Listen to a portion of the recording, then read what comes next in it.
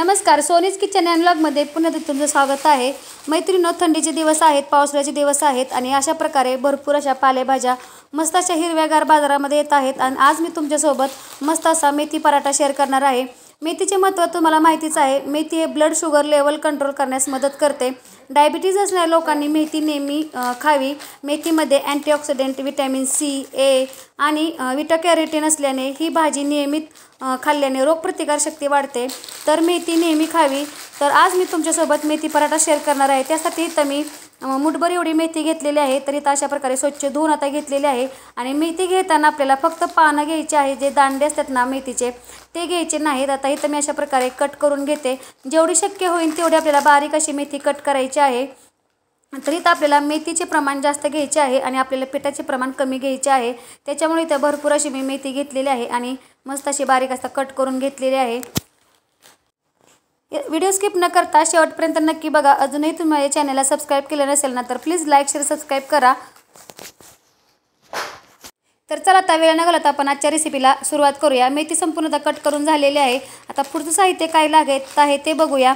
तर त्यासाठी इथं मी 1 कप एवढं गव्हाचं पीठ घेतलेलं आहे। तर इथं मी चाळून घेतलेलं आहे। आता ह्याच्यामध्येच आपल्याला अजून एक दुसरं पीठ वापरायचं आहे, जेणेकरून आपले जे मेथी पराठे आहेत ना मस्त असे खमंग आणि खुसखुशीत असे होतील। तर त्यासाठी इथं मी बेसन पीठ घेतलेलं आहे 2 चमचे। तर जास्त घ्यायचं नाही, आपल्याला 2 चमचे घ्यायचं आहे।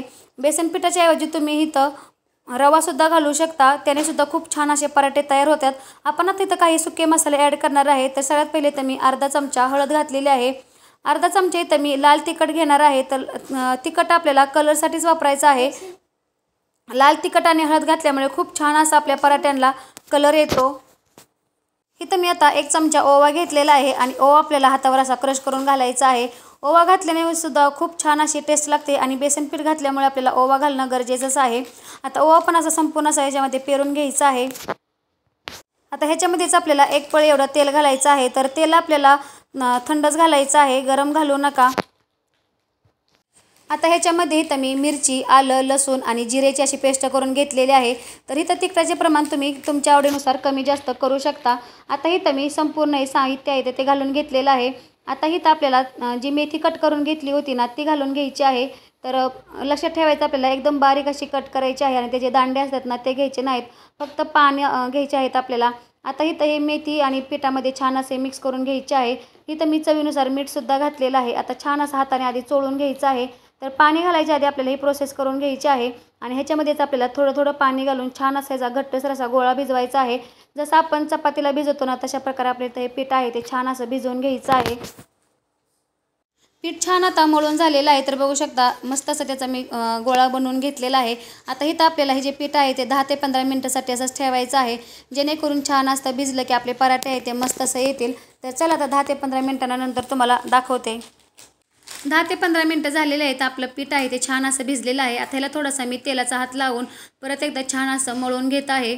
तर इथं मेथी घातल्यामुळे जर आपले पराठे आहेत ना साईडनं असं चिरतात, त्याच्यामुळे इथं मी पुढे तुम्हाला ट्रिक सांगत आहे मस्त असे गोल गरगरीत आपले पराठे येण्यासाठी। तर पराठा बनवताना आपल्याला एकदम पातळ असा बनवायचा नाही, जरा थोडासा जाडसर असा गुबगुबीत असा बनवायचा आहे। तर चला आता हे जे मी पराठे बनवून घेते।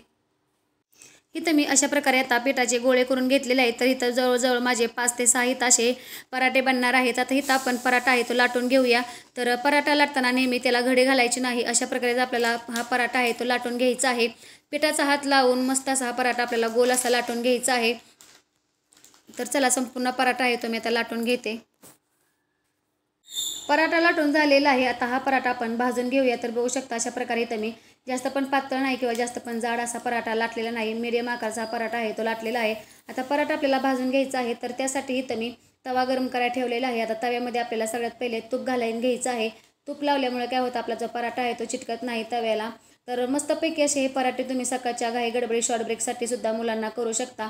मस्त असे जर का तुमचे मुलं पालेभाजी खात नसेल तर अशा प्रकारचे तुम्ही पराठे करून द्या, खूप आवडीने खातील। आणि हा पराठा दह्यासोबत किंवा सॉससोबत किंवा असा जरी तुम्ही कोरडा चहासोबत खाल्ला ना तरी खूप छान असा लागतो। अशी तर मेथीची भाजी खाल्ली जात नाही, त्याच्यामुळे नक्कीच तुम्ही अशा प्रकारचे पराठे करून तुमच्या मुलांना खालू घाला। आता इथं बघू शकता आपल्याला आता हे पराठा आहे तो एका बाजूने छान असा शेकल्यावर पलटी करून आपल्याला दुसऱ्या बाजूने पण छान असा भाजून घ्यायचा आहे।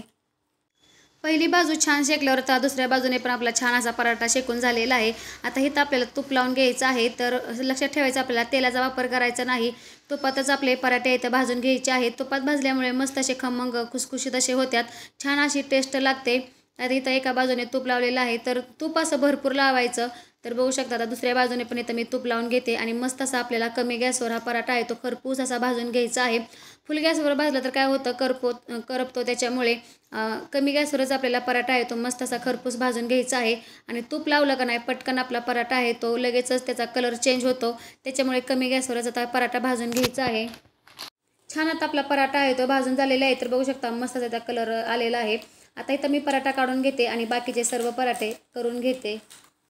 मस्त इथं आपले हे पराठे आहेत ना मेथी पराठे तयार झालेले आहेत. तर बघू शकता कलर तर तुम्ही बघू शकता मस्त असा आलेला आहे. तर आजची रेसिपी कशी वाटली नक्कीच मला कमेंटमध्ये सांगा. आणि व्हिडिओ आवडल्यास प्लीज लाईक शेअर सबस्क्राईब करा आणि असेच माझ्या चॅनल कनेक्ट राहा जेणेकरून माझ्या नवनवीन रेसिपी तुम्हाला बघायला भेटतील. तर चला आता नेक्स्ट व्हिडिओ भेटूया. तोपर्यंत धन्यवाद.